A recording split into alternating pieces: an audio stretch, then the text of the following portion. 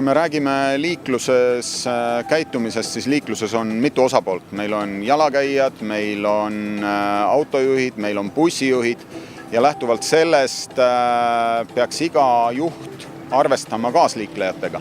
Et kui me räägime liikluses osalemisest, siis see on kui üks tervik, kus me kõik koos oleme. Kui keegi käitub kõrvalekalduvalt ühte või teistpidi, siis see võib tingida ka teise juhi kõrvalekäitumise ja kõrvalekalde. Ehk nii nagu me tahaksime, et meil kodus tore ja rahulik on, nii meil peaks igapäevaselt ka liikluses rahulik olema ja sellest tuleks ka lähtuda. Et mitte ise provotseerida ja mitte ise tekitada ohtlikke olukordi. Kui me kõik selliselt käitume, siis liiklus muutub üldjuhul rahulikumaks. Kui me räägime politseist, siis iga liikleja kõrvale me politseid panna ei saa. Eestis kehtivad liiklusreeglid ja iga sõidukijuht peab järgima liiklusreegleid.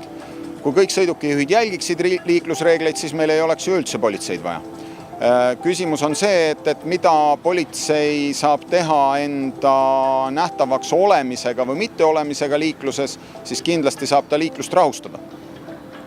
Kui me räägime sellest, et kuidas liiklus muutuks veel rahulikumaks ja turvalisemaks, siis eelkõige andke endale inimesed teada, et linnaliikluses autoroolis olles aega ei ole võita. Aega ei ole võimalik võita.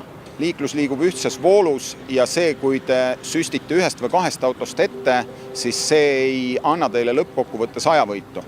Ehk tegelikult, kui te soovite aega võita või õigel ajal kohale jõuda, siis tuleb lihtsalt tulla hommikul varem kodunt välja või õhtul koju sõites minna liiklusesse enne tipptunni saabumist või peale tipptunni möödumist.